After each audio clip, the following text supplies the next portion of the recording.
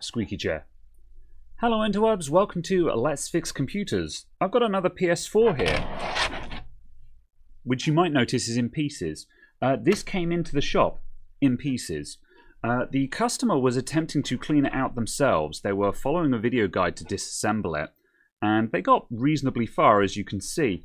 However, it all went wrong when they took out the power supply.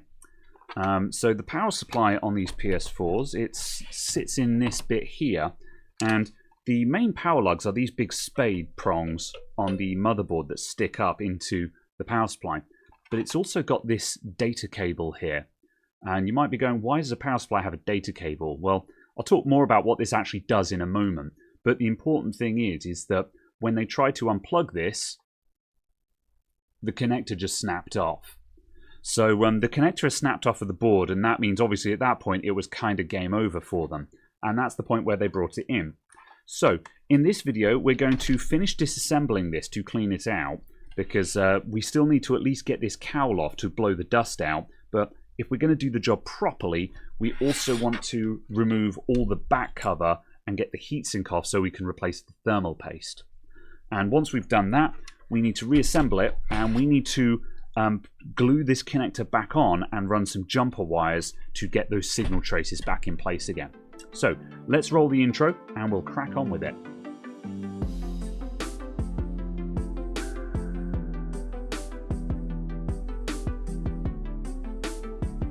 So I've not actually disassembled this version of the PS4 before. I think this is just the PS4 Slim.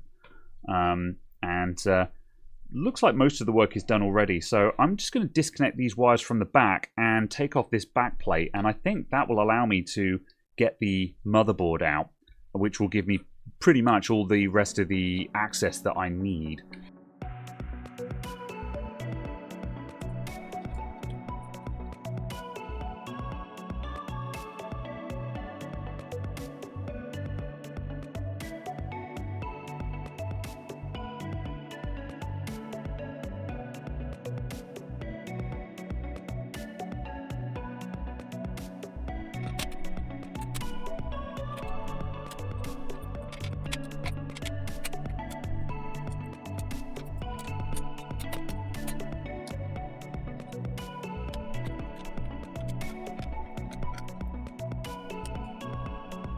I assume this lifts off. Ooh, there we go. Aha. Right. There's our heatsink backplate. So now we carefully release this guy, and then we'll be able to lift the motherboard out. And that gets us to the thermal paste. I'm just pressing down on the retention bracket as I unscrew it, just so I'm not fighting the tension while trying to take out the screws.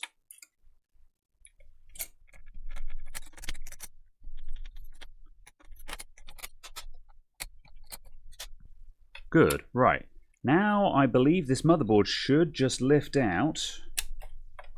Just going to very gently pry up. There we go. That didn't put up much of a fight. And the thermal paste is a little bit tacky, but it looks like a lot of it is squeezed out. There's not much around the edges there. Make of that what you will. I don't know. Worth doing anyway, I think. If you're going this deep into the console, you may as well do the whole thing. Okay, so next step is we need to blow the dust off of all of this. So I'm going to start by just using a paintbrush just to brush the worst of the dust off of this.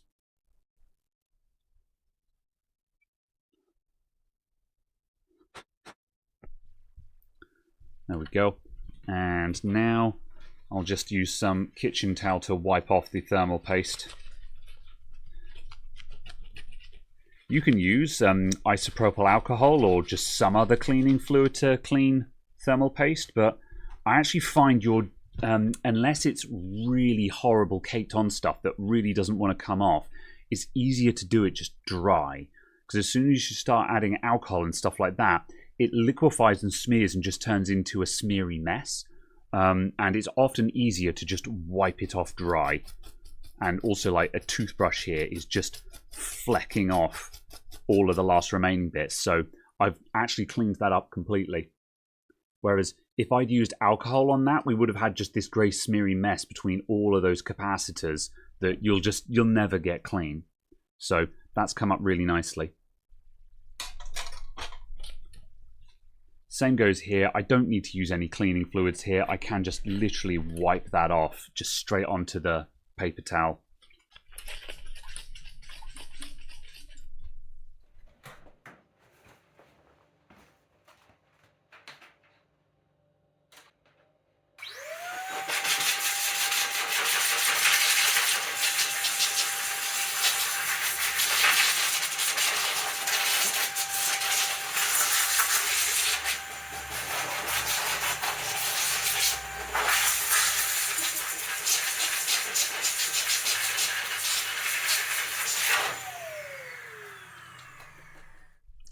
Right, that's all the dusting done.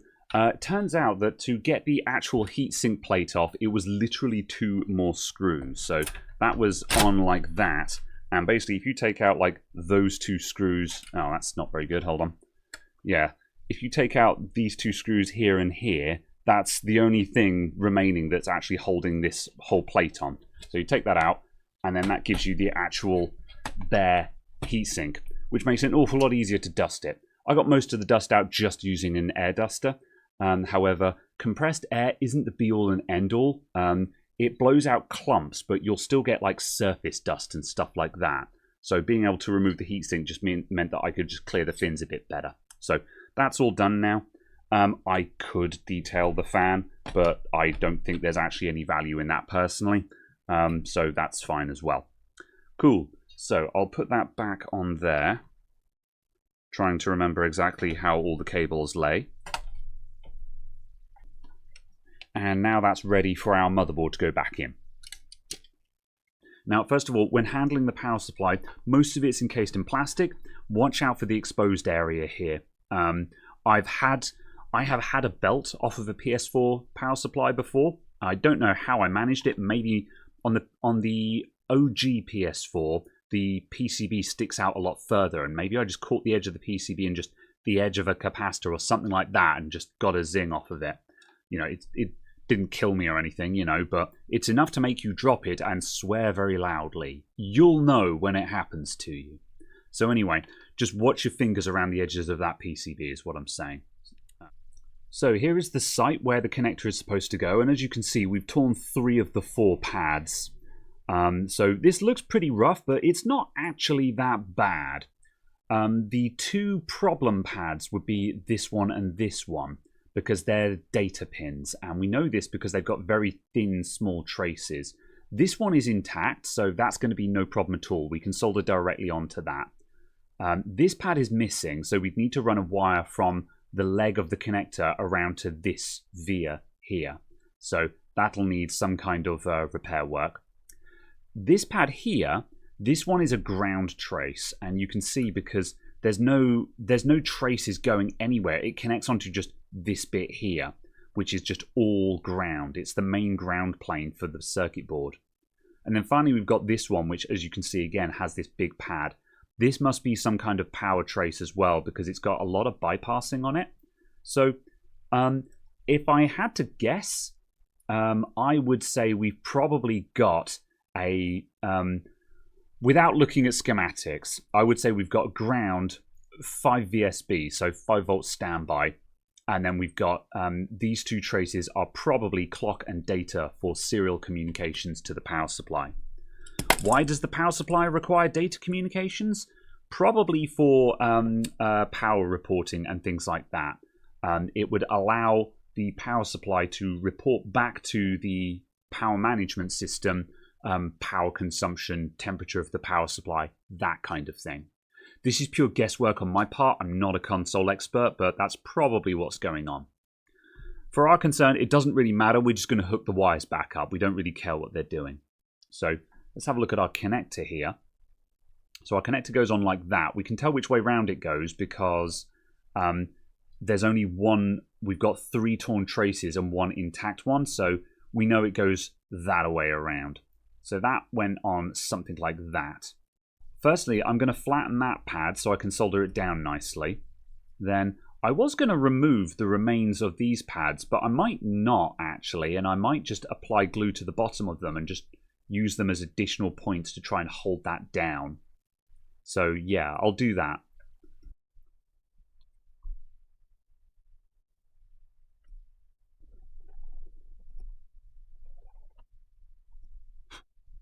Now the glue I'm going to use is just ordinary crazy glue. To be precise, this is the kind of glue that you just find in any hardware store. It's called CA glue because the main active component is cyanoacrylate.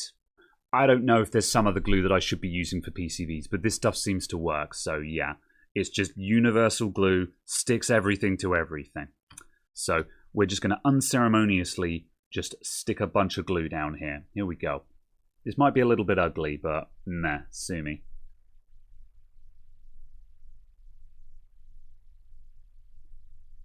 That's probably enough. Let's just use a poking tool to nudge that around.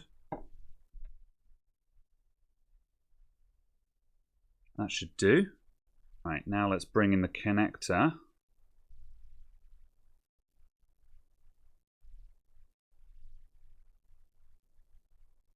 Just roughly align that. I'm making this up as I go. That looks about right to me. Cool. Right, now what I'm going to do is I'm going to leave this to dry. I'm going to put this to one side and I'm going to balance some kind of weight on top of that just to press it down and leave it overnight. And then in the morning, we'll add some solder to that top left pin, and then we can run some jumper wires where appropriate for all of the other pins. So yeah, and just in case I forget to say it tomorrow, when you heat CA glue, especially with a soldering iron, it will vaporize. Now, if you get that smoke in your eyes, it will hurt. Ask me how I know. So yeah, the one reason why CA glue might be a bad choice is it does not like heat. So keep that in mind. If folks in the comments know a better type of glue to be using in this instance, let me know, because like I say, I'm using what I've got on hand. I know this is going to work, but I don't think it's necessarily the best solution here. So yeah, see you guys after the cut. So I left this just with this clamp holding it down, and that's been left overnight and should be pretty solid now. Yeah, I'm not going to test that to destruction, but it's not going to fall off of its own accord. Not terribly straight either, but who's checking? Right, let's come back under the microscope and let's see how we're going to run these cables. You know, I think that went slightly sideways while it was drying. I definitely would have put it slightly straighter than that, even though I was freehanding. Okay, right, so the strategy here... this guy is ground, so we just need to scrape up some of the ground plane here. I'll scrape up some ground plane here, and we'll just bridge that down with a big old solder blob. And by using a big old solder blob, we're also providing just more mechanical reinforcement. So that's how we're going to do that one. I'll probably do the same thing on this power connector here on this side, this power pin. Again, if I just scrape up the solder mask there, I can probably just solder blob that on, no problem. That guy just needs soldering, no problem. And then the only slightly tricky one is this one in the top right. That wants a jumper wire going around there. So I'll have to scrape up that via and solder a jumper wire onto the via. So in a recent video where I did some repairs on a PS4, lots of folks had opinions on using... I can't remember what they called them now, but you can get replacement pads that have a little spike to put into place and things like that. And I'm aware that there are like artisanal repair bits that you can use for these, but I don't have any. So, but the thing is, as long as you connect everything up, most of the time it doesn't super matter. It's just a matter of just how pretty you want to make it. And don't get me wrong, for the people who are able to do the really, really pretty soldering, that's grand and I respect that and it looks fantastic. However, that's not me. So for me, as long as it's all connected up, that's good enough. As long as it's connected up, working, and it's not going to fall apart, that's my objective here. I do enjoy it when people sort of respectfully repair tips on how else to do things, because that gives other people who are following along other ideas on stuff they can do as well. The only thing that bothers me is when people tell me that somehow I fixed it wrong, effectively. And they'll be like, you shouldn't have done that. And I'm like, what the hell are you talking about? It works, and it's not going to fall apart. So before we go any further, I'm just going to do a quick test fit, just so I can remind myself how much space we've got in here. Cool. So the exposed copper is basically our boundary. So yeah, basically we've got to stay within the green, and as soon as we hit exposed copper, we're out of bounds, and we're going to clash with the with this metal plate. So I'm going to start with the easy stuff and just do those solder blobs that I was talking about. So let's fire up the soldering iron. So I'll add just a little bit of flux.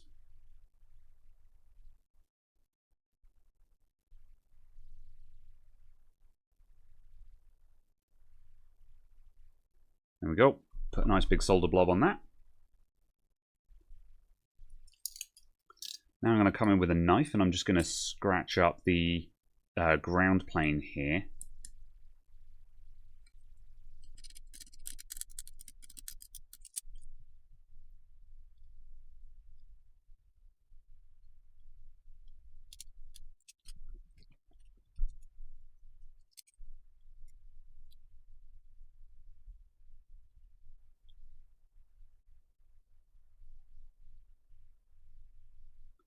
I'll add some flux just to make everything move around a bit better again.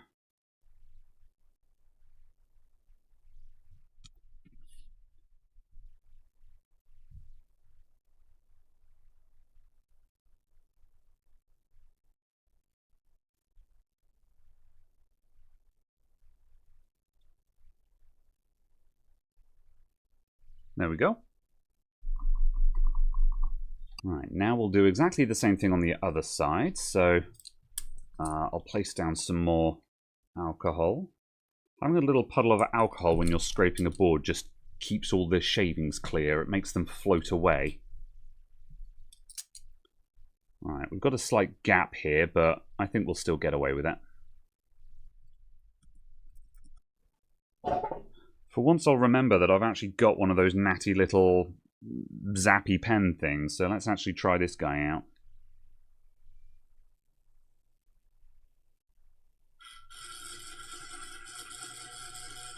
Oh, that's easier.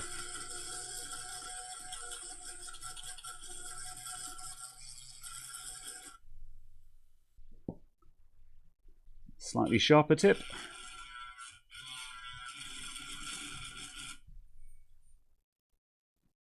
Nice.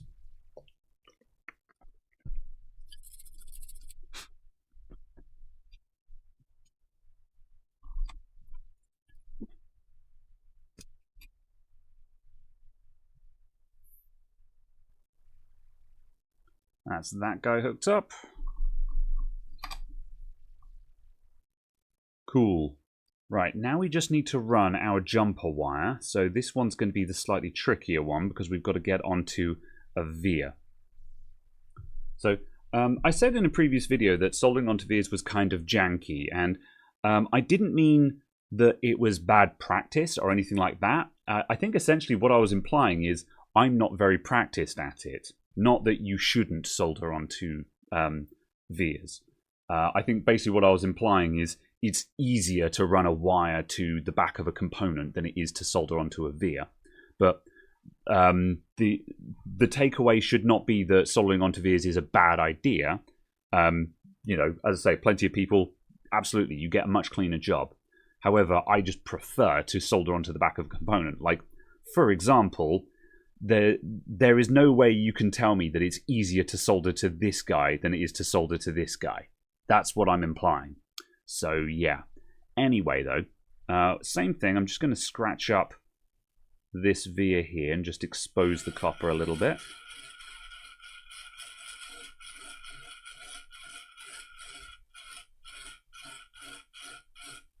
Trying not to expose the ground plane around it because we don't want solder to go onto there.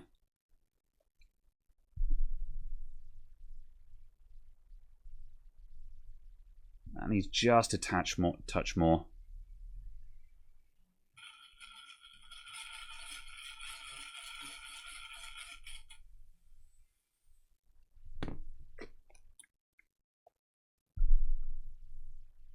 Oh, I've damaged that.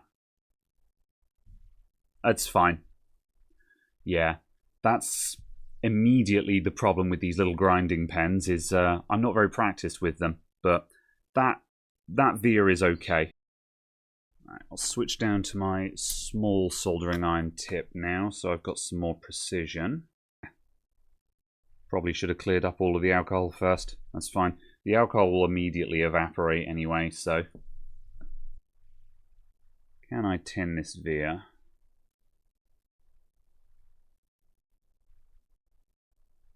Yes, I can. Nice.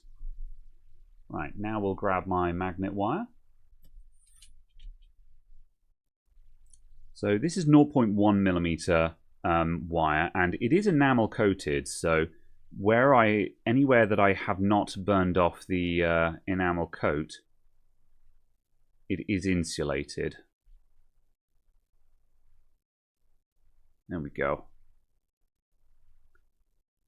However, I'm a bit worried about where I've just caught that ground plane there. That may well bridge against the ground plane, which is annoying. I think I can solve this just by being very precise with the wire. Let's just back that off again. And I'm just going to trim off everything but the very tip.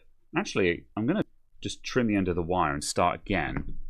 So this time I've not tinned the wire, so this time if I'm careful I can get it so it's only exposed where the solder is.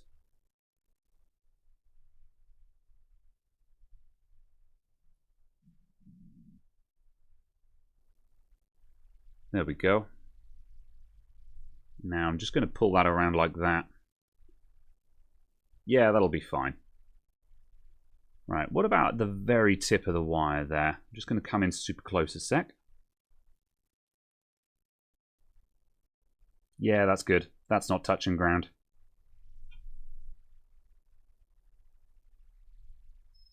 And now I'll just solder blob on top of there, basically.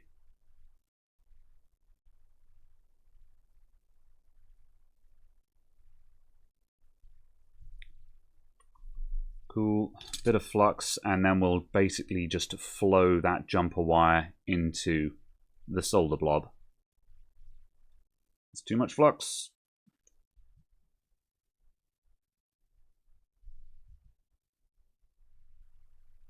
There we go. Now we'll just linger around there while it burns off the enamel, and then we should find that just flows in. There it goes.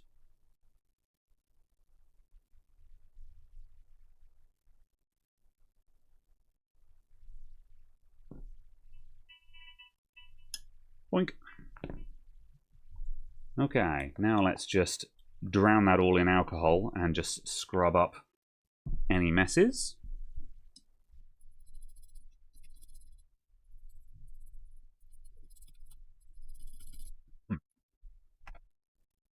There we go. I think that's all right. Let's just do some continuity checks to make sure that everything is in place. So put the multimeter just into beep mode. So firstly, this pin should be contacting here, which it is. This should be grounded, which it is. This should be going to here and not be grounded. Nice. And that guy is also not grounded and goes onto that via, which it totally is. Cool. All right. That is all fixed. Right, let's put you down there. Double check that's all in properly, which it is, and nothing is trapped. Good. Right, so you're going to go down on there, so we need to put some thermal paste on this. The big tube of GD900.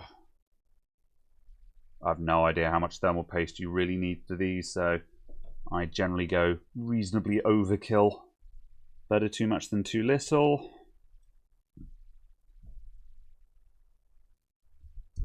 And And before we put it down, thermal pads are all present. Those are going to go onto our VRM MOSFETs, or power stages. And let's thread this all in.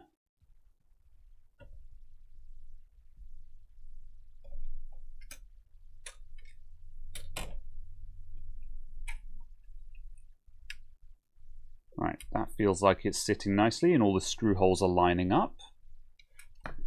And then that's going to go on there. So let's find our big boy screws. Right. I'll start off the threads and then we'll just go round and round in circles on these just to provide some even hold down. Right, now I've just got to zap in all these other screws, so let's go into fast forward while I do that.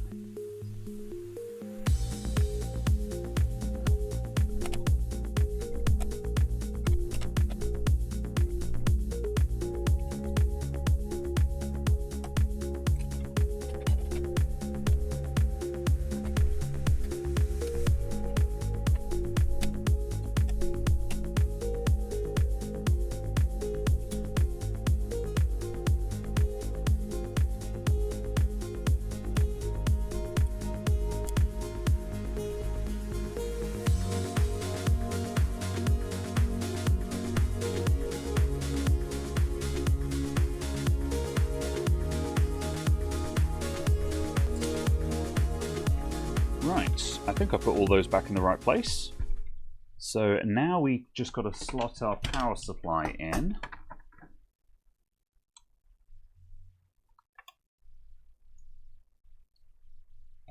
Boink. Do I dare? Oh yeah, no, that. Yep, I can actually pull that out again as well. So I think that's actually going to hold pretty good. I'm not ashamed of that. Cool. Wow, that cable is not long.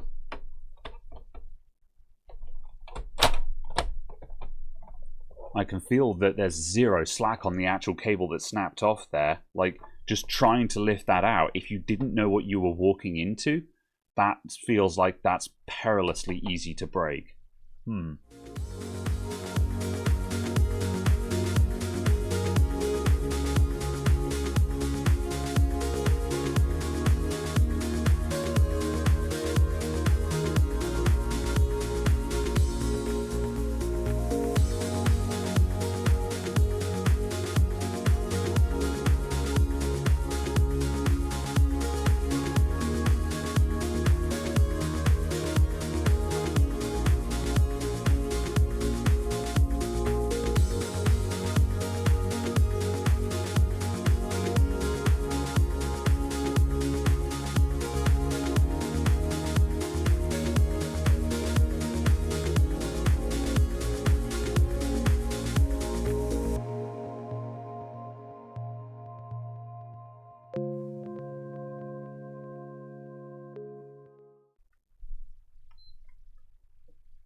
Alright, it beeps.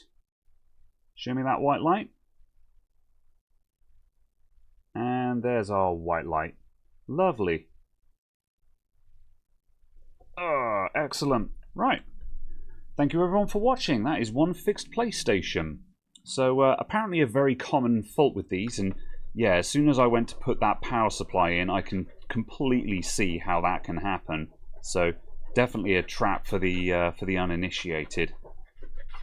Thank you everyone for tuning in. As always, thank you very much to my patrons, my Twitch subscribers, and my YouTube channel members, and everyone who watches the videos. See you all next time, folks. Bye.